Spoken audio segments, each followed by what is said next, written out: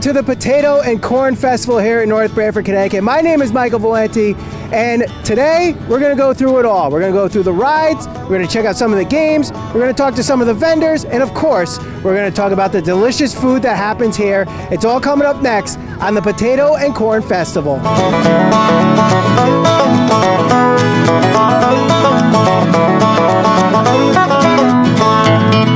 right, I'm here with Bill, and Bill is, I guess, the guy whose main purpose here is to feed everybody at the Potato and Corn Festival, because he's the one providing all the potatoes and corn in this huge, big cooker. How hot can this thing get? Because it looks like it could put up a pretty good heat. We can get this up to about 475 degrees. We usually run it around 450 degrees. 450 degrees, and how long does it take for these potatoes and corn to cook? Well, the potatoes take about 80 minutes or so, and sometimes we do them a little less. We put them in these coolers afterwards, and that keeps them warm. Sometimes they cook a little bit more in there.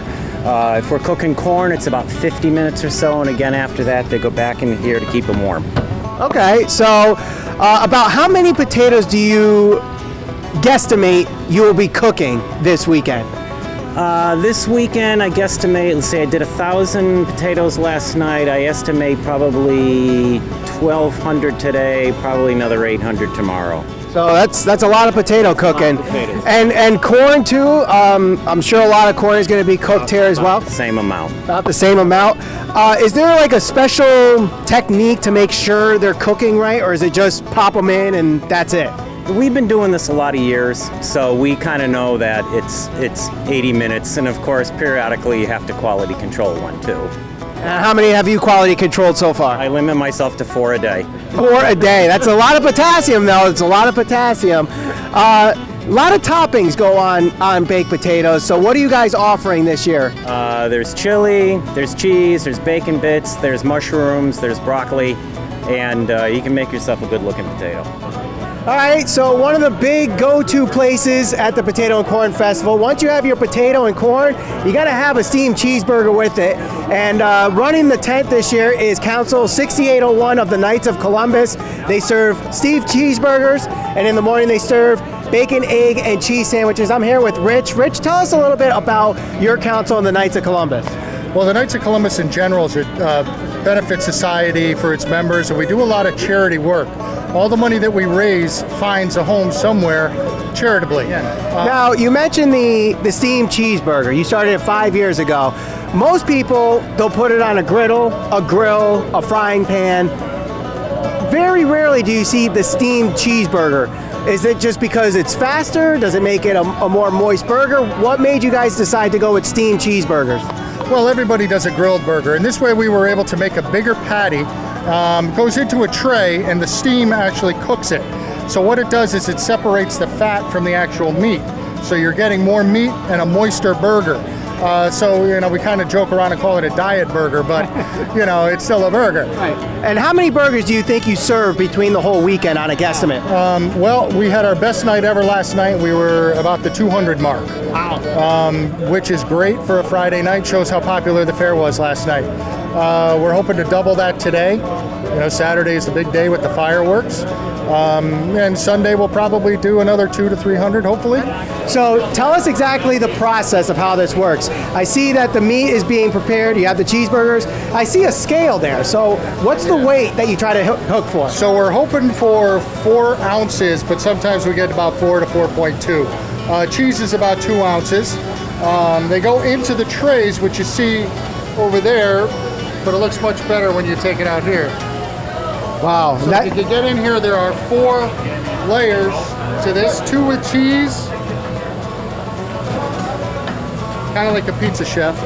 And then the burgers are in these trays. These aren't quite done yet. As you can see, they're still a little pink. So we get them up to 160 degrees before we can take them out.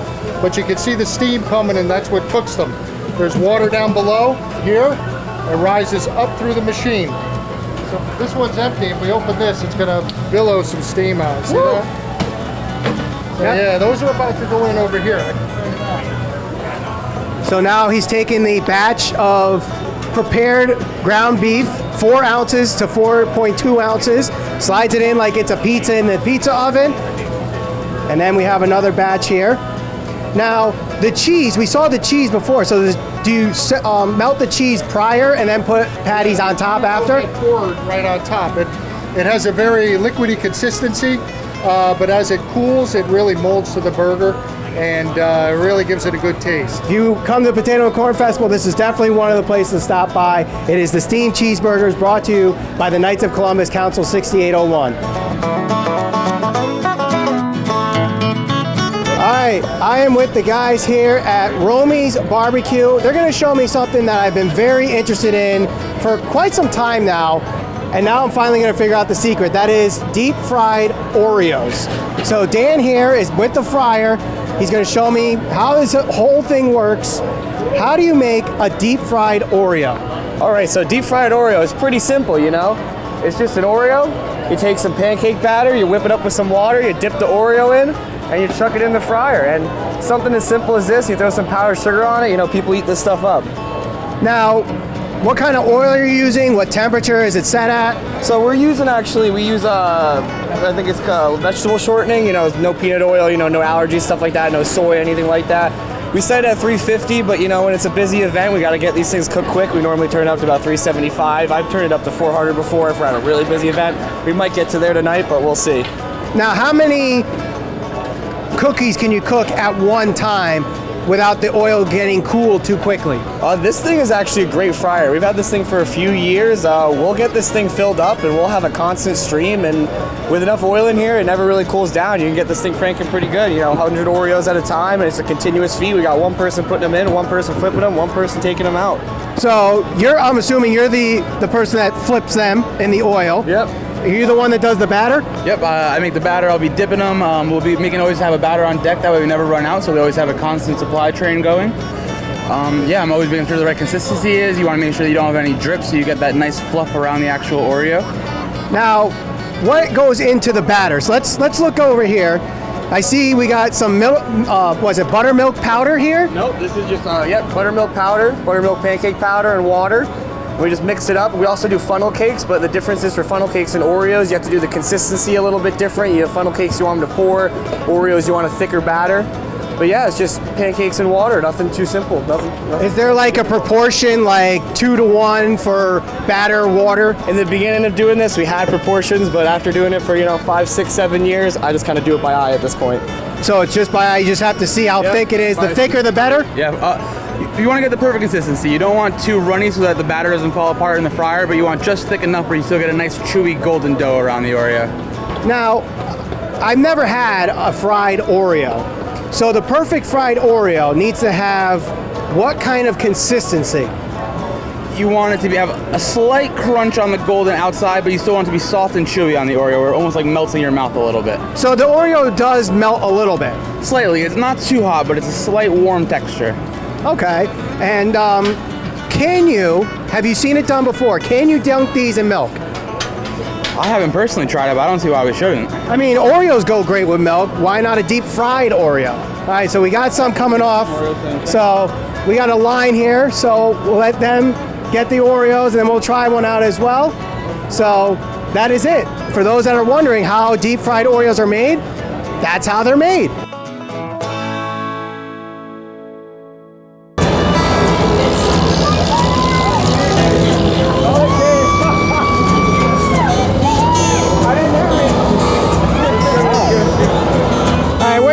Mike, who just did the unthinkable. So if you see climb Mount Rushmore behind us, there's two sides to this little mountain here. On the right side is a much easier track where you could just put your feet basically anywhere and climb to the top.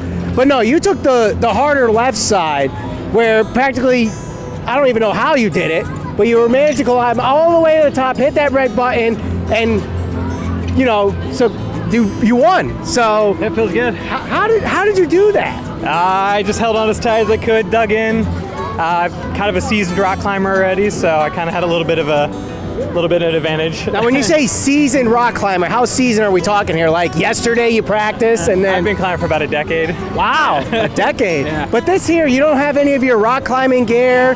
You had like a harness and that's basically it. So what's the difference between this and climbing a normal rock? I could probably do something much harder if I had actually the gear on. Yeah. So what's the trick? What makes you do this that the average person probably won't be able to do? What's the trick? A lot of practice, a lot of being able to suffer through some pain, tendons stretching and tightening, and just being able to grit and just pull through all the hard stuff. It looked like you had to do a lot of gripping and holding there. Getting towards the top, that's where we first caught you, got some of the footage. It seemed like your calf muscles were really tensed up trying to get those last couple steps. That's called the Elvis leg. The Elvis leg. When it starts shaking like that, yeah. So for those that don't know, to do this, you have to master the Elvis leg. Yes. Is there a class you could take? There is actually. There's plenty of climbing gyms in Connecticut. I go to the Prime Climb Gym in Wallingford. That's where I usually climb at, and they have a lot of people there who love doing this every day, and that's what I usually do. Awesome. Well, congratulations on being the first to climb Mount Rushmore here at the Potato and Corn Festival. Thank you for the time. Thank you very much. So one of the reasons why people come to festivals, not just the Potato and Corn Festival, but festivals all over the world, is for rides. And there are rides for any age, any kid, any adult, any boy, any girl, any man or woman. And we're going to go through each of the rides here at the Potato and Corn Festival. You see right here, we start with the merry-go-round, and that's basically what we're going to do. We're going to do a merry-go-round of the rides that are here at the Potato and Corn Festival. So the first ride we're going to go over right now, we'll just get it out of the way because there's no way I'm getting on this ride. It's the Zipper. It's a huge ride here that a lot of people enjoy, but me, being afraid of heights and being upside down, I'm not one to do that. So basically how this works is, while the ride rotates, the cars on the ride rotate with it. So you'll be flipping, you're going upside down, you're going right side up, you'll be down on the ground, you'll be up in the air, and that thing goes really high in the air. I'd say that's about 30 feet in the air. That's why I'm not going to do it, but I'm sure there's people half my age that have no problem doing this ride whatsoever. Now this ride is perfect for if you are dying in the heat in North Branford, and that is the Arctic Blast. It is cold, and the breeze that it causes from going really fast in a circle will really help you cool down here. Basically, you sit in the car, it goes in a circle, and this thing can get pretty fast too. So, one of the great rides here at the Potato and Corn Festival. All right, we're here with Chief Kenny, who is running the Ultimate Illusion. Now, I don't want you to really give us too many of the secrets of the Ultimate Illusion, but try to tell us exactly what this attraction is. Well, the Ultimate Illusion is a trailer that it tricks your brain into thinking you're tipping over, but you're not. So it messes with your peripheral vision. So it's just like when you're in a parked car and a car pulls up beside you and you feel like you're moving, but you're not. So it gives that type of effect. Why don't we go inside this Ultimate Illusion and see if we can actually see it on camera? So, yeah. Okay. Let's try it. Let's try it. Go right in.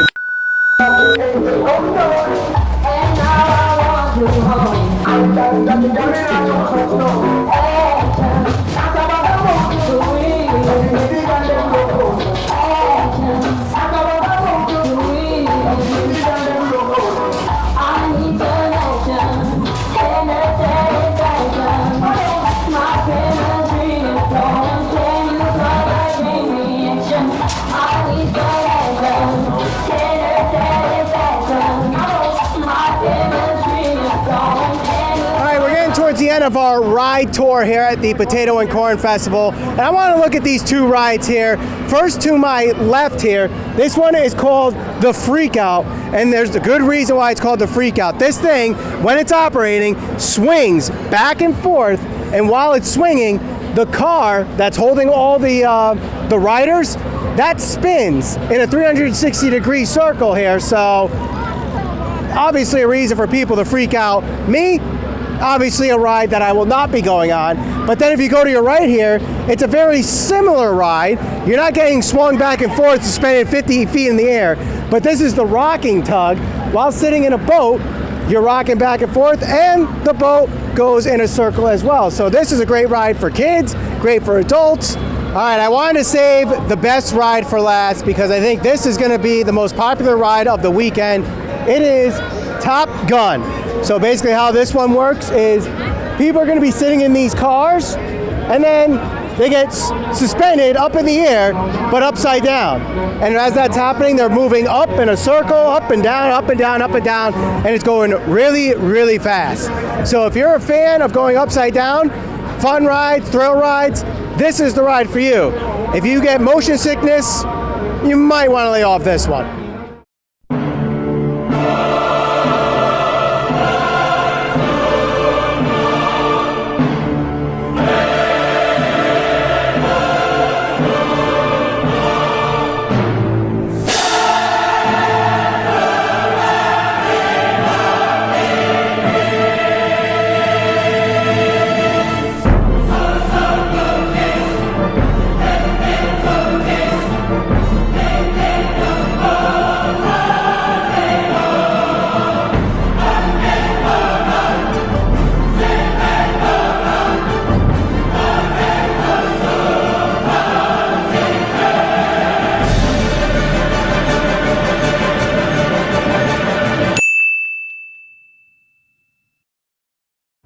All right, there's many volunteers at the Potato and Corn Festival that do lots of things. They help with the parking, they help with the food, they help with the rides, they help with all the guests, but there's one volunteer more important than anybody here at the Potato and Corn Festival. It's the voice of the North Branford Potato and Corn Festival. You might remember his voice from WPLR 99.1 FM. It is the former Knights guy here, Mike Pradati, a dear friend of mine, former co-employee. We worked with each other. So Mike, how long has it been that you've been the voice of the Poco Fest?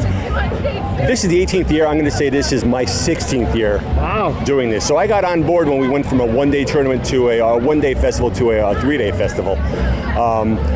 So this is my 16th year doing this, and I love it. I have a blast doing this. Now, both of us know that in order to get onto the radio, you need to give a demo to show how good you are with the microphone. Did you have to give a demo on being the voice of the Poco Fest? Like, what was the process? Was there an audition, or was it just like, hey, you know you're good with the mic. Here's the mic. Talk. As you know, no one wants to talk.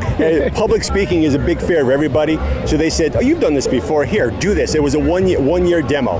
And it turned into my Poco career now. Yep. So, what do they have you announce? I know you're talking about different things. You just gave a plug to Totucket TV being here. Do they give you a script, or you just kind of look around and go, "Hey, we got this going on. We got that going on"? You know, I have a list of events that's going on throughout the day, and to me, everyone on this festival is just as important. Everyone on the fairgrounds is as important as the next person, so I try to mention everything that's here. The vendors need to be mentioned. I want people to go visit the vendors. We've got great crafts. We've got great food vendors. I want everyone here to feel just as important as the bands that are here. So I mention everything. I look on the schedule. If I see 12 o'clock, there's something coming up, I make sure I mention the event at 12 o'clock. We have a crab walk at 12 o'clock. I've been talking about that for the last 20 minutes. So I read the schedule. Now, we have different contests that happen. You talk about the crab walk. We have a jump rope run, corn husking. Do you do any play-by-play? Do you channel your inner Michael Kay or John Sterling on the PA system? No, because normally I don't want to break their concentration. I mean, jump roping is hard. I don't want someone to trip because of me. But I'm usually off doing something different. I never really get a time to rest here. So there's always something different going on. So I set up the contest, and then I'm off to a different event. Now, of course, the big trick to using your voice is hydration. How often are you drinking water, especially on a hot day like this? Nonstop. I have water bottles I got Ashley offering me water right now. I got water bottles in my bag here. There's nothing worse than being hoarse when you're trying to make these announcements. As you know, you've done this yourself. Yes, I have. I was part of the radio. I mean, I never got to the status you got. But you know, we're talking to a radio legend here, Mike Pradati. PLR 99.1 used to play some of the great music on PLR. Followed Mike Lapatino on the night show. So truly a great decision making him the voice of the Potato and Corn Festival. Mike, thank you for the time. My pleasure, Michael. Thank you. Well, that's going to do it here from the North Branford Potato and Corn Festival. I'd like to thank everybody that I interviewed throughout the show. Also, thank you for watching and attending the North Branford Potato and Corn Festival. My name is Michael Valenti, and we're going to send you off with the way it should go out, and that is the beautiful firework display here at the North Branford Potato and Corn Festival.